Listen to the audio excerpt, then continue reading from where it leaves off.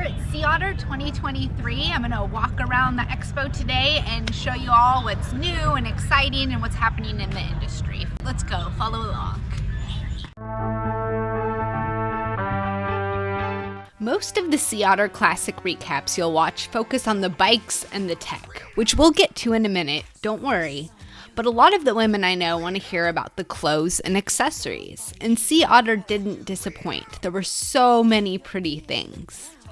On the mountain bike side of things, Wild Rye had a booth this year. Front and center was a display of the new Wild Rye and Juliana collaboration print, Juliana Fern. In addition to the Fern print, Wild Rye had some of their newer additions on display, including matching mother-daughter shorts and lifestyle pieces. We also got to preview some of the Spring 2024 collection. We can't share what all is in it, but can assure you that there are some very exciting things coming.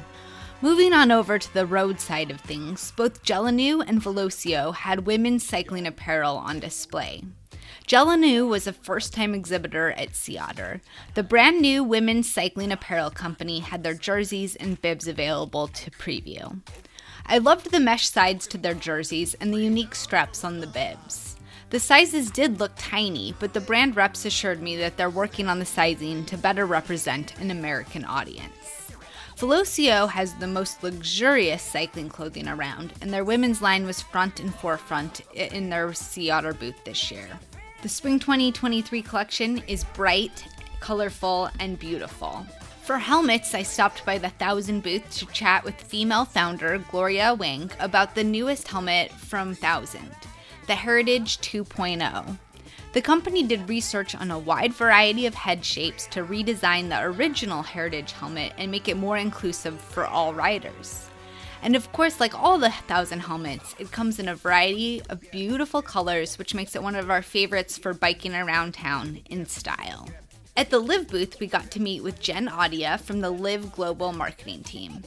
She walked us through the brand's two newest offerings, the Live Intrigue LT Advanced Pro and the Live Intrigue X Advanced E Plus Elite.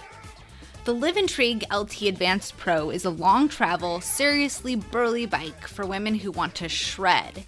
It has a flip chip with 3 riding positions, 160 millimeters of front travel, and a mullet wheel setup. There's also internal storage for tools or other goodies.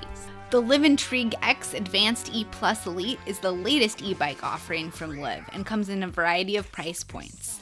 And boy, is it a blast. I actually got to demo this bike out on the trails and loved it. Even on the steep loose trails at Fort Ord, I was able to fly. I made it up a gut-busting climb with my heart rate firmly in zone 2. Unlike other e-bikes I've tested, it felt light and easy to handle. Scott had one of the more impressive booths we visited. Of particular interest to me were their bikes with the integrated rear shock. That's right, this is a full suspension bike with the shock inside the frame. Not sure how well maintenance would work with that, but I'd love to test one out. Most of the Scott booth was taken up with their very large e-bike displays. It's clear that they are fully leaning into electric bikes for both mountain and gravel. Across the way, we head up the Osmo booth. I'm a huge fan of Osmo Nutrition, and it's what I use on all of my rides. The company just released a new product, Osmo Power Fuel. The drink mix includes carbohydrates to be more of a food replacement on the bike. I'm not sure I'm a huge fan of the idea. I'm a firm believer you should eat rather than drink most of your calories, but I am intrigued by the lack of coloring and neutral flavoring. We'll be testing this one out. One of the biggest trends we saw at Sea Otter were gravel bikes with short travel suspension forks. They were everywhere. While somewhat dubious of this trend, I went ahead and took the giant Revolt X out for a test ride.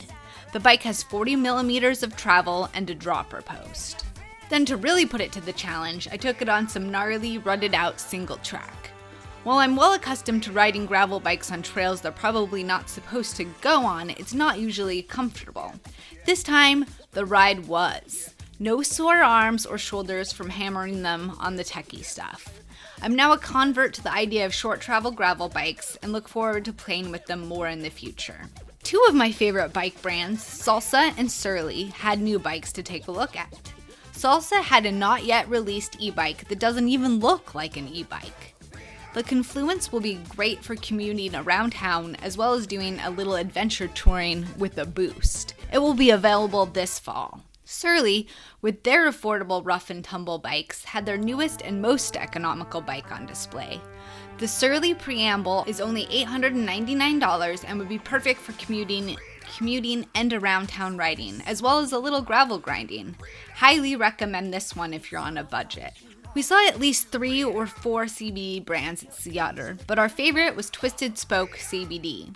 I slept funny in the hotel bed, kinked my neck, and was shocked to discover that my pain totally resolved thanks to the help of some of their CBD recovery cream. The company's wide range of CBD products are far more affordable than most of their competitors, and the two owners seemed like genuinely nice humans. They also shared that the brand's chamois cream is pH balanced, has no offensive scent, and was designed with women in mind. We look forward to testing it out. If you didn't already know, Fox recently released a mountain bike shoe, the Fox Union. Upon observation, it seems very similar to the 510 Kestrel. It's offered in flat, clipless, and BOA versions. When I asked about a women's shoe, I was told that the shoes are unisex as the sizing is European. That's all well and good, but the available colors were definitely more masculine than feminine. This seems like a bit of a miss, but if you're okay with black mountain bike shoes, this could be worth checking out. Some of the other cool things we saw included a hand-painted gravel bike from Fiello, the world's lightest e-bike from Carbon, the super stealthy Pivot Shuttle SL, custom-molded saddles from Reform, colorful pedals from HT, and snazzy new violet bits from Chris King. I could go on and on and on, but those were the highlights in my book. To see it all, you'll have to put Sea Otter on your calendar for 2024. If you enjoyed this video, please hit like and subscribe. We provide reviews, interviews, and tips and tricks for women who like to ride bikes. Until next time, happy riding.